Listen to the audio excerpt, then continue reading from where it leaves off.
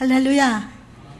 오늘도 이렇게 예배를 허락해 주시고 우리와 함께 모여서 주를 찬양하면서 말씀을 듣게 하신 성령님을 찬양합니다. 하나님 앞에 영광의 박수 올려드립니다. 이 시간을 통하여서 하늘의 만나를 우리에게 내려주셔서 우리의 마음과 생각과 영과 육을 온전히 만족시켜 주실 줄 믿습니다.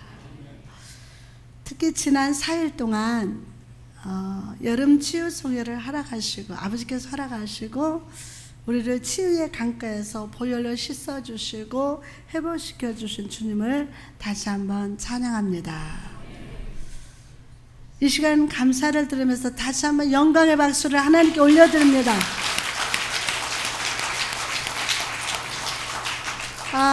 저는 지난 4일 동안은 참 은혜로운 시간이었지만 4일 동안 6번의 설교를 해야 하는 저에게는 부담도스럽고, 근데 이상하게 그렇게 부담스럽더라고요. 내가 어떻게 할 수 있을까? 오늘 설교 잘할 수 있을까? 그게 시간마다 그랬어요. 그래서 하나님의 은혜를 얼마나 사모하고 구했는지 몰라요. 근데 막상 올라가면 너무 편안하게 하나님이 역사하시는 거예요. 그러나 영적으로 육적으로 또 미국 갔다 온 지도 얼마 안 되고 체력도 딸렸어요. 그 쉬운 일은 아니었습니다. 그러나 설교를 마치고 들어왔을 때 저의 지친 육체에 엔돌핀을 솟아오르게 했던 것은 바로 손녀들이었어요. 손녀들. 손녀 하영이는 지친 자에게 다가와서 머리에 ESP 그렇게 안수해주고, 하민이는 그렇게 눈이 크죠? 뜨면서 빵긋빵긋 이래요. 그리고 막내 손녀 예림이는 제 품에서 빵긋빵긋 웃으면서 지친 자를 위로해 주었어요. 하루는 예림이가 저희 고모 품에서 얼마나 우는지 속옷바람에 제가 애를 받아서 안는 게 뚝 그쳐요. 그러더니 얼굴을 두리번두리번 쳐다보더니 우와 또 우는. 엄마가 아니라는 거예요. 엄마인 줄 알고 가슴에 안겼는데 얼굴을 쳐다보니까 아니거든. 이렇게 막 울어요. 이유 없이 계속 우는 거예요. 우유도 먹여보고 기저귀도 갈아주고 가슴에 안고 노래도 불러줬지만 예수 이겼네 막 불러주겠지만 울음은 점점 커집니다. 그런데 놀라운 사실은 그렇게 울던 아기가, 저의 며느리가 온 순간 울음을 그치고 빵긋 손녀는 돌봐줄 게 아니라니까.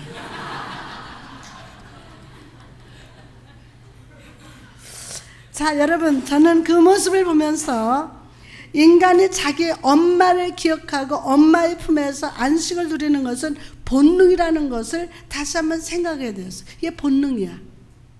그러면서 저는 과연 우리의 영은 과연 어디에서 진정한 안식을 누릴 수 있을지를 생각해 보았습니다. 사랑하는 여러분, 과연 우리의 영은 어디에서 안식을 누릴 수 있을까요? 어디에서? 우리의 삶 속에 위기가 다가올 때, 어려운 그 환경 속에 있을 때 우리가 붙들어야 할 것이 무엇일까요? 오늘 본문에서 우리는 진정한 안식은 무엇이며 진정한 인생의 길은 어디 있는지를 발견하게 됩니다. 사랑하는 여러분, 오늘 부디 말씀을 마음으로 들으시기 바랍니다. 그리고 듣는 것에 만족하지 말고 마음에 새겨서 말씀의 능력이 생수와 같이 삶에 흘러넘치는 경험을 하는 시간 되시기를 주님의 이름으로 축복합니다. 오늘 말씀 보면 도망치고 있는 다윗의 모습이 나옵니다. 그는 질투의 영, 악신에 사로잡힌 사울을 피해서 아둘람 굴로 피하게 됩니다. 아둘람이라는 말은 히브리어로 피난처, 보호라는 뜻으로서 다윗과 그의 가족들 그리고 추종자들이 피해 있기 알맞은 굴이었습니다. 다윗과 함께 하던 자들 중에는 환난을 당한 자, 빚진 자, 마음이 원통한 자들이 있었습니다. 이들은 사울의 폭정 아래서 고통을 당하고 경제적으로 고통을 당하고 심적으로 영적으로 상처받은 자들이었습니다. 이들은 하나님께서 다윗과 함께 하신다는 것을 믿었습니다. 그리고 기꺼이 다윗을 따랐어요. 이처럼 하나님의 영이 함께 하시는 사람에게 사람들은 영적 매력을 느껴요. 그렇죠? 하나님의 영이 함께 하시는 사람에게는 사람들은 영적 매력을 느낍니다. 그래서 사람들이 따르게 됩니다. 오늘 성령 충만해져서 영적 매력이 넘치는 자가 될지어다. 수많은 사람들이 다윗을 따르게 되자 다윗은 더 이상 아둘람 굴에 머무는 것이 힘들다고 생각을 했습니다. 그래서 자기 증조 할머니 룻의 고향인 어디요? 룻의 고향이 어디죠? 모함 땅으로 향했습니다.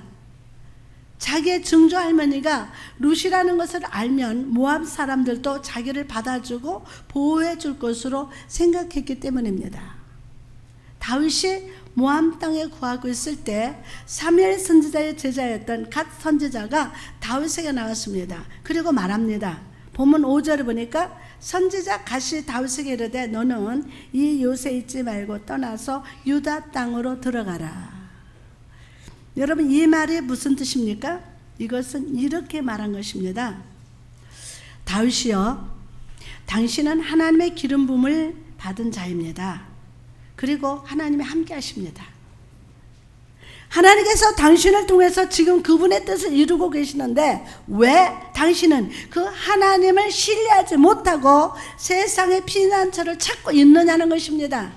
하나님이 함께 하시는데 왜 당신은 그 하나님을 신뢰하지 못하고 세상의 피난처를 찾고 있느냐는 것입니다. 창세기 12장에 보면 아브라함이 가나안 땅에 거할 때 그 땅에 기근이 임한 장면이 나옵니다. 이때 아브라함은 그 기근을 피하기 위해서 애굽으로 내려갔습니다. 하나님께 기도하지 못하고 자기 생각으로 피난처를 찾아갔던 것입니다. 그 결과가 무엇이었습니까? 애굽 왕 바로에게 아내 사라를 빼앗길 뻔했어요. 선지자 갓은 아브라함의 실수를 떠올리면서 아브라함과 같이 실수하지 말고 유다 땅으로 돌아가라는 것입니다. 아브라함과 같이 실수하지 말고 유다 땅으로 돌아가라. 시험과 고난 중에 있달지라도 하나님을 찬양하면서 하나님을 신뢰하면서 약속의 땅으로 돌아가라는 것입니다. 누구를 신뢰하면서 하나님을 신뢰하고 하나님을 찬양하면서 약속의 땅으로 돌아가라. 사랑하는 여러분, 우리가 잘 깨닫지 못해도 하나님은 우리가 있어야 할 위치를 정하셨어요. 여러분이 다 깨닫지는 못하고 있지만 하나님께서는 우리가 있어야 할 위치를 이미 정하셨어요. 우리가 어디 있어야 복된 삶을 살 수 있는지 아시는 분이십니다. 이 위치를 떠나게 되면 우리의 삶은 멸망으로 나가게 됩니다. 창세기 3장에 보면요, 하나님께서 아담과 하와를 창조하신 후에 그들은 모든 만물을 다스리는 자의 위치, 어디의 위치? 모든 만물을 다스리는 자의 위치, 하나님과 교제하면서 섬기는 위치에 두셨음을 보게 됩니다. 이것이 인간의 본래 위치입니다. 이것이 인간의 본래 어디예요? 위치입니다. 그러나 인간이 하나님을 떠나서 마귀의 유혹에 속았을 때 그들은 그 위치를 떠나게 되었습니다. 그 결과가 무엇이었습니까? 에덴 동산에서 떠나게 되고 가시와 엉거기가 기다리고 있는 세상으로 마음껏 주의 베푸신 것을 누리던 삶의 자리에서 땀을 흘려야 수고의 떡을 얻을 수 있는 땅으로 쫓겨나게 되었습니다. 사랑하는 여러분, 여러분의 삶이 다시 아름다워지기를 소원하십니까? 정말 소원하십니까? 그렇다면 있어야 할 원 위치로 돌아오시기를 축복합니다. 할렐루야. 그럼 자기 위치, 원 위치로 돌아오는 거예요. 저 항상 그러죠. 침이 내 입에 있을 때 너무 아름답고 이것이 나의 몸에 유익을 줘요. 침이 탁 내 밖에 나와가지고 박성구 집사님 이마에 막 요 볼에 붙었다 여기 붙어 막 더러워요 깨끗해요. 빨리 말해. 갈등하지 말고 빨리 말해. 물로 깨끗해? 목사님 침이라서? 여러분 이 입속에서 내 침이 내 위치에 있지 못하고 딱 다른 사람은 딱 붙으면 더러워요. 더러워요. 위치를 벗어났기 때문에. 남편이 가정의 아내의 위치에 있지 않고 벗어나면 그냥 더러운 거예요. 그러면 거기서 엉겅기가 나고 거기에서 가정이 무너지고 이 침이 입 밖에 있지 않고 바깥으로만 계속하면 병들어 죽어요. 죽어요. 여러분, 여러분의 삶이 다시 아름다워지기를 소원한다면, 그렇다면 여러분이 원 위치로 돌아오시기를 바랍니다. 그럼 우리가 돌아가야 할 바른 위치는 어디입니까? 영혼의 고향이 어딜까요? 에베소서 1장 3절 말씀 보니까 찬송하리로다 하나님 곧 우리 주 예수 그리스도 아버지께서 그리스도 안에서 하늘에 속한 모든 신령한 복을 누구에게? 우리에게 주시되. 아멘 커야죠. 바울은 지금 로마 감옥에 갇혀 있습니다. 인간이 처할 수 있는 최악의 상황, 최악의 환경 속에 있었습니다. 그러나 그는 지금 찬양하고 있습니다. 왜 그랬습니까? 육체는 비록 감옥에 있지만 그의 영혼은 지금 예수 그리스도 안에 있었기 때문이에요. 육체는 감옥에 있었지만 그는 지금 예수 그리스도 안에 있는 것입니다. 예수 그리스도가 그의 영혼에 하늘에 속한 모든 신령한 복으로 채워주셨기 때문입니다. 사랑하는 성도 여러분, 오늘 예수님께 돌아오십시오. 예수 안에 거하시기 바랍니다. 영적 고향으로 돌아와야 돼요. 그래서 이 세상의 축복이 아니라 하늘에 속한 복, 신령한 복으로 풍성히 체험받는 여러분 되시기를 주님의 이름으로 축복합니다.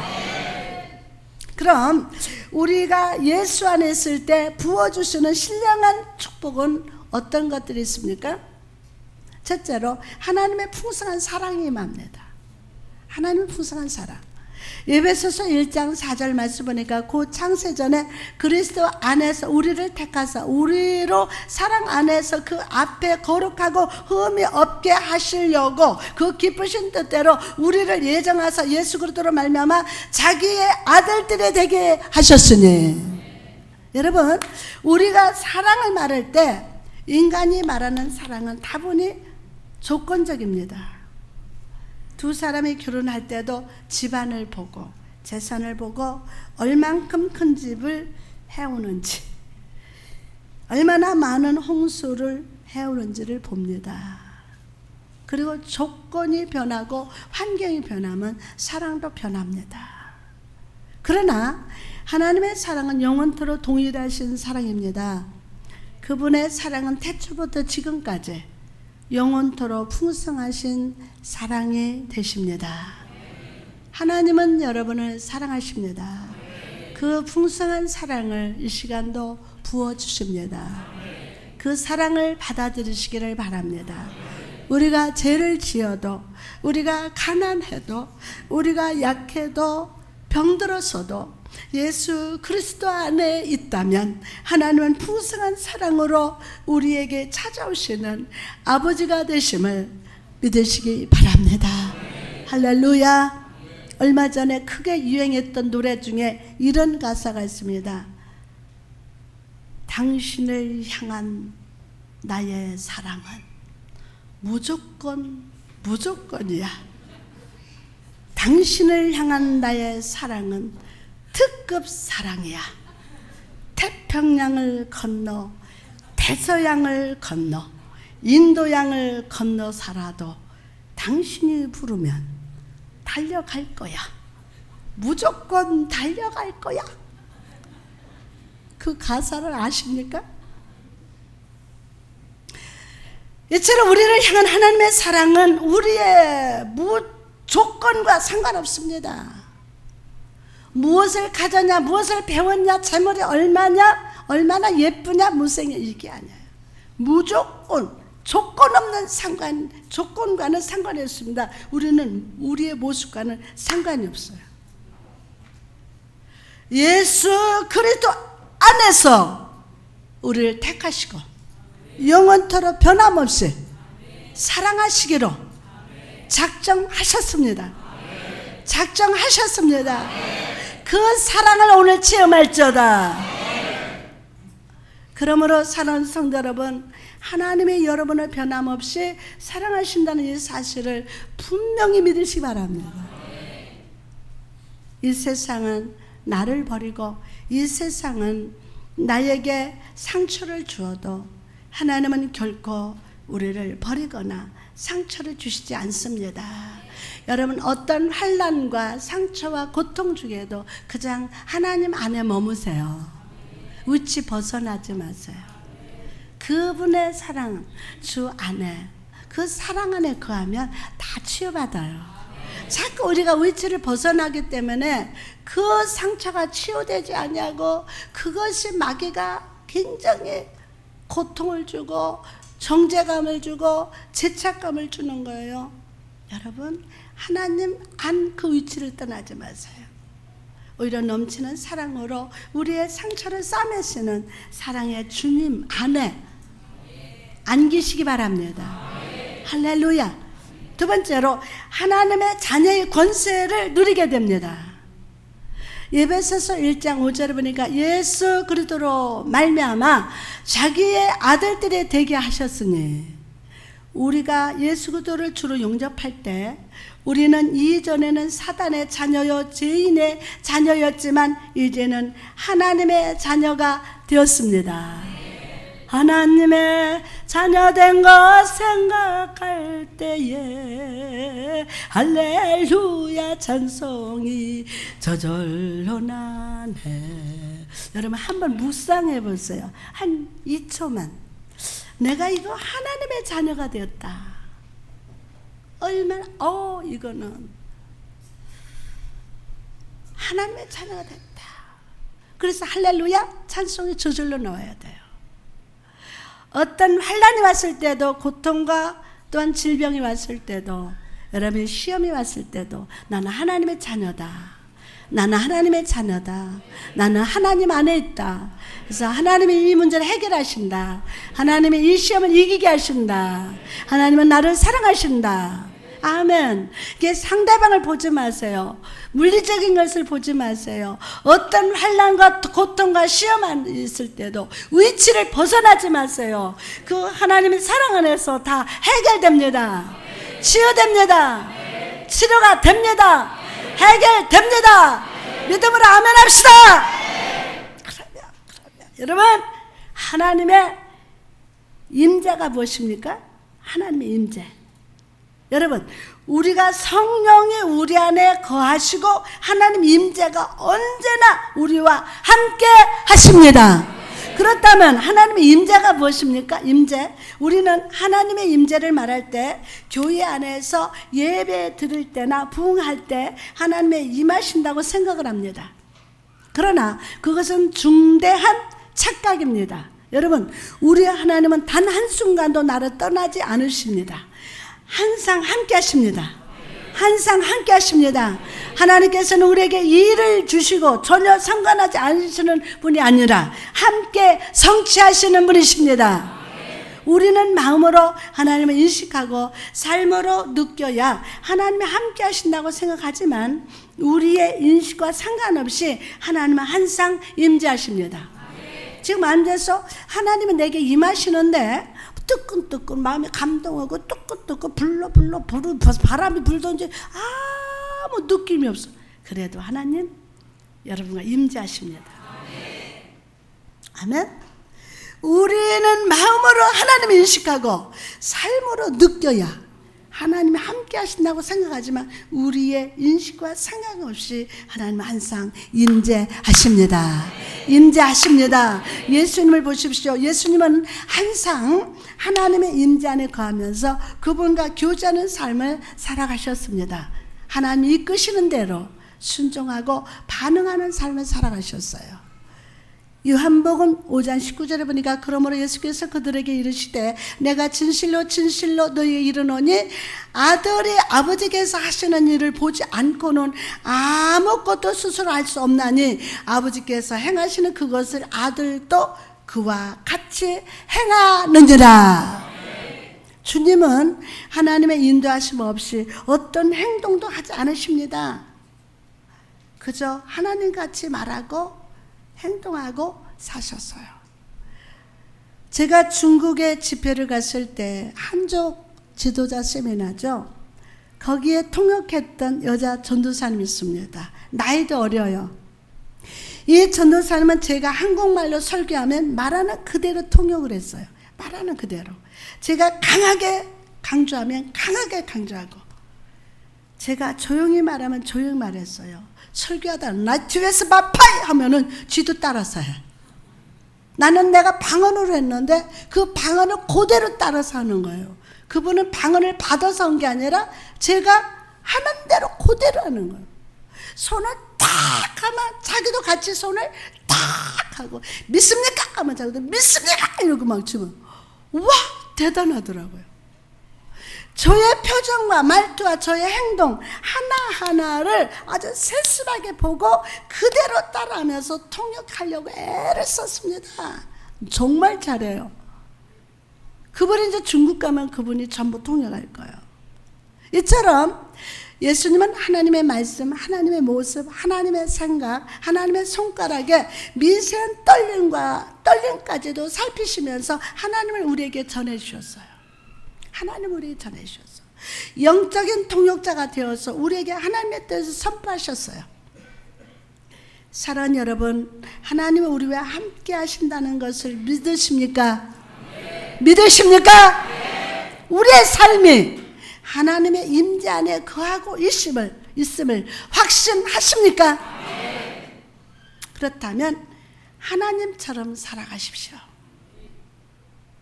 하나님께서 말하시는 것처럼 말하고, 하나님처럼 생각하고, 하나님처럼 매일을 살아가는 성도 여러분 되시기 바랍니다. 여러분의 삶을 보면서 이 세상 사람들이 하나님의 임재하심을 발견하는 삶을 사시기를 주님의 이름으로 축복합니다. 어떤 속으로 우리가 어떻게 하나님처럼 살아가 그러는 분이 계신데 오늘 성령님을 의지하세요. 여러분은 안 되죠. 성령님이 함께 하셔야 돼요. 요한복음 15장에 보면 포도나무와 가지에 대한 비유가 나옵니다. 15장 5절에 나는 포도나무에 너희는 가지라. 그가 내 안에 내가 그 안에 거하면 사람들이 열매를 많이 맺나니 나를 떠나서는 너희가 아무것도 할 수 없느니라. 여러분, 포도나무와 가지는 항상 붙어 있습니다. 나무 뿌리로부터 공급되는 양분이 가지로 항상 전달되고 있습니다. 그리고 때가 되면 가지의 열매가 자라나게 됩니다. 이처럼 우리가 인식하지 못하는 그 순간에도 우리는 하나님 임재 안에 거하고 있어요. 하나님의 임재, 하나님의 영이 함께하는 거. 저 사람이 잘하고 있네. 성숙되고 열매 맺네. 나는 인식하지 못하고 있는데. 예? 주의 임재 안에 있으면 양분을 받고 햇빛을 받아서 알맞은 때에 축복의 열매를 맺게 됩니다. 알맞은 때가 주님의 때죠. 그런데 문제는 우리는 인내하지 못한다는 거예요. 인내하지 못해요. 내 삶이 힘들고 어려울 때 왜 하나님이 내 삶에 축복을 주시지 않느냐고 불평합니다. 하나님의 나를 떠나셨다고 생각합니다. 하나님 왜 이 문제를 하나님 앞에 기도했는데 왜 해결해 주지 않습니까? 그래서 자기 스스로 하나님을 마음에서 떠납니다. 여러분, 포도나무에 가지가 항상 붙어 있듯이 하나님은 여러분을 한 번도 떠나지 않으십니다. 한 번도 떠나지 않으십니다. 열매 없는 것은 아직 때가 되지 않았기 때문이에요. 예? 열매가 없는 것은 아직 알맞은 때가 되지 않아서 그렇습니다. 만약 그때를 기다리지 못하고 내가 하나님을 떠나면 어떻게 될까요? 내 영혼이 죽게 됩니다. 내 영혼이 죽게 돼요. 믿음이 죽게 됩니다. 그러므로 사랑하는 성도 여러분, 여러분의 느낌을 믿지 말고 세상의 환경을 바라보지 말고 사람의 말을 듣지 말고 두려워 말라. 두려워 말라. 내가 너와 함께 함이라 라고 말씀하시는 주의 음성을 신뢰하시기 바랍니다. 여러분이 아침에 잠자리에서 일어날 때 하나님이 함께 하십니다. 일터에서 일할 때 하나님이 함께 하십니다. 사람들을 만날 때 하나님이 함께 하십니다. 내가 아플 때 하나님이 치료하십니다. 하나님이 함께 하십니다. 힘들고 지치고 낙심되어 넘어질 그 순간에 하나님이 함께 하십니다. 바로 지금 이 순간 하나님의 당신과 함께 하심을 믿으시면 아멘 합시다. 하나님 함께 하십니다. 우리가 하나님의 임재 안에 있으면 내가 노력하지 않아도 내 마음과 영혼에 그리스도의 향기가 배게 됩니다. 하나님 임재 안에 거하고 있으면. 그러나 내가 세상 속에 세상을 의지하면서 살게 된다면 내 안에 불안과 염려의 악취가 가득하게 됩니다. 오늘 여러분의 영혼에서는 어떤 향이 나고 있습니까? 어떤 향이 나고 있습니까? 사랑하는 성도 여러분, 오늘 주 안에 거함으로 예수 그리스도의 향기를 드러내는 여러분 되시기를 주님의 이름으로 축복합니다. 그리고 하나님의 인자를 느끼면서 어디에 있든지 무엇을 하든지 어떤 상황에 있든지 믿음으로 기도함으로 하나님과 교제하는 여러분 되시기를 축복합니다. 아침에 일어날 때 제일 먼저 하나님을 생각하십시오. 아이고 죽겠다 그렇게 하지 말고 먼저 아침에 일어나서 하나님 감사합니다. 제일 먼저 하나님을 생각하십시오. 오늘도 하나님 인도하여 주옵소서. 하나님 오늘도 죽게 있습니다. 오늘도 나 죽게 있습니다. 아멘. 아침에 일어나자마자 무릎을 꿇고 여러분이 기도하십시오. 여러분이 아침에 하나님을 제일 먼저 생각하지 않으면 악한 사단이 여러분의 생각을 사로잡을 것이기 때문입니다. 시편 5절 3절에 보니까 여호와여 아침에 주께서 나의 소리를 들으시리니 아침에 내가 주께 기도하고 바라리다. 매일 아침 영으로 기도함으로 성령의 인도하심을 따라서 영적 주도권을 사단에게 뺏기지 않는 여러분 되시기를 주님의 이름으로 축원합니다. 또한 하나님의 임재가 언제나 함께 하신다는 것은 우리가 구하는 모든 것을 하나님께서 들으신다는 겁니다. 아멘하고 받읍시다. 요한일서 5장 14절에서 15절을 보니까 그를 향하여 우리가 가진 바 담대한 것이 이것이니 그의 뜻대로 무엇을 구하면 들으심이라. 우리가 무엇이든지 구한 바를 들으시는 줄을 안즉 우리가 그에게 구한 것을 얻은 줄로 또한 아느니라. 얻은 줄로 또한 아느니라. 그러므로 사랑하는 성도들, 오늘 다윗처럼 위기가 왔을 때 세상으로 나가는 자가 되지 말고 시험의 때에 하나님의 품을 떠나지 마세요. 위치를 떠나지 마세요. 병들었을 때 위치를 떠나지 마세요. 무조건 하나님 안에 거하세요. 할렐루야. 무조건 세상으로 나가는 자 되지 말고 하나님의 자녀로서 하나님께 나아가 부르짖는 성도 되시기를 주님의 이름으로 축복합니다. 자, 마지막으로 예수 안에 있으면 인생의 길을 발견하게 됩니다. 무슨 길을 발견하게 됩니까? 인생의 길을 발견하게 됩니다. 에베소서 1장 6절에 보니까 이는 그가 사랑하시는 자 안에서 우리에게 거둬주시는 바 그의 은혜의 영광을 찬송하게 하려 함이라. 갓 선지자는 다윗에게 유다 땅으로 돌아가라고 했습니다. 유다가 무슨 뜻이라고 했습니까? 유다? 찬송이라는 뜻입니다. 너의 안전을 위해서, 너의 유익을 위해서 세상에 기대하지 말고 하나님을 찬양하고 하나님께 영광 돌릴 수 있는 삶의 자리로 돌아가라. 누가 그 얘기를 했습니까? 네? 유다가. 여러분, 우리의 삶의 목적이 무엇입니까? 하나님께서 기뻐하시는 인생의 길은 과연 어디에 있습니까? 바로 하나님의 영광을 드러내는 삶입니다. 왜 내가 고침을 받아야 됩니까? 내 몸을 가지고 하나님께 영광을 돌려야 돼요. 내가 왜 물질의 복을 받아야 됩니까? 하나님께 영광 돌리기 위해서. 더 크게 하면. 여러분, 왜 시험을 이겨야 됩니까? 하나님께 영광 돌리기 위해서. 지는 자가 아니라 이기는 자가 돼야 돼요. 그래야 하나님께 영광 돌리는 삶을 살 수 있기 때문입니다. 하나님을 찬양하는 삶의 길입니다. 그러면 여러분이 가정에 있든지 사업을 하든지 직장에 있든지 공부를 하든지 심지어 교회 식당에서 설거지를 하는 봉사를 한다 할지라도 그것이 하나님 안에서 하는 일이라면 그것은 하나님께 영광이 됩니다. 아멘. 이 꽃꽂이도 하나님 안에서 이 꽃꽂이로 하나님께 영광이, 이 꽃들이 막 하나님을 향해서 찬양한단 말이에요. 여러분, 설가지하는 모습을 하나님 보고 계시단 말이에요. 아멘. 이것이 하나님께 영광이 된단 말이에요. 아멘. 그때 볕에서 주차장 막 이것이 하나님 안에서 일하는 것이라면 그것은 하나님께 영광이 됩니다.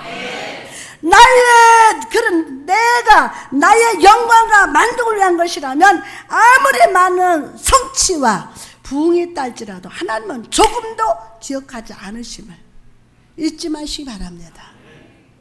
앞으로 저는 머리 세면서 교회하는 목회 하지 않습니다. 여러분, 한 분 한 분이 영광의 도구가 돼야 돼요. 더 크게 아멘. 영광의 도구가 돼요. 여러분, 힘을 내세요. 알맞은 때에 하나님 응답하신다. 축복의 열매를 따게 하신다. 누가 안에 거하고 있으면, 하나님의 여호와 임재 안에 거하고 있으면 알맞은 때에, 지금은 아무 느낌도 없어요. 보이지도 않아요. 들리지도 않아요. 잡히지도 않아요. 그러나 하나님 때에 하나님 응답하시고 열매 맺게 하시고 치료하시고 축복하십니다. 할렐루야. 그러면 고린도전서 10장 31절에 보니까 그런즉 너희가 먹든지 마시든지 무엇을 하든지 다 하나님의 영광을 위해 하라. 오늘 하나님의 임재 안에서 예수 그리스도 안에서 겸손히 기도합시다. 그리고 겸손한 양이 되어서 하나님의 뜻에 순종합시다. 주의 인도하심 따라서 살겠다고 결심합시다. 그럴 때 주님께서 여러분의 삶에 복을 주시고 여러분의 일생을 통하여 영광을 받으실 줄 믿습니다. 우리 영혼은 오직 예수 그리스도 안에서만이 안식을 누릴 수 있습니다. 오늘 여러분의 삶은 어디에 있습니까? 여러분의 꿈꾸는 그 성공이 과연 하나님이 원하시는 자리라고 생각하십니까? 우리 인생에서 진정 성공을 누리기 위해서는 오직 예수 그리스도라는 나무에 붙어 있어야 됩니다. 딱 붙어 있어야 돼요. 예수 안에 있을 때 우리는 풍성한 사랑을 체험합니다. 하나님의 임재가 언제나 함께함을 깨닫게 되고 하나님께 영광을 돌리는 삶을 찾게 됩니다. 삶이 힘들어도 환경이 어려워도 주 안에 거합시다. 내 몸이 아파도 주 안에 거하십시오. 이 일만큼은 생명 걸고 하세요. 어떤 것이 나를 유혹해도 그 위치를 벗어나지 마세요. 하나님의 위치에 벗어나지. 그분 안에 거하세요. 생각도, 말하는 것도, 맘먹는 것도, 행동하는 모든 것이 하나님 안에 거할저다. 아멘. 삶이 힘들어도 환경으로도 주 안에 가십시오. 내가 인식하지 못해도 하나님 언제나 풍성한 사랑으로 나의 삶에 임재하고 계심을 확신하시기 바랍니다. 무엇보다 먹든지 마시든지 무엇을 하든지 하나님의 영광을 위해서 하는 믿음의 성도가 됩시다. 교회 와서 사람들에게 인정받으려 하고 내 자존심을 내세우고 믿음 생활 열심히 해서 복받으는 잘못된 신앙은 이제 그만하고 예수 안에서 하나 되어서 모든 삶을 하나님께 영광으로 올려드리는 성도 되시기 바랍니다. 그것이 하나님께 사랑받는 자의 모습이요 하나님 임재를 경험하는 자의 삶인 줄 믿습니다. 아멘.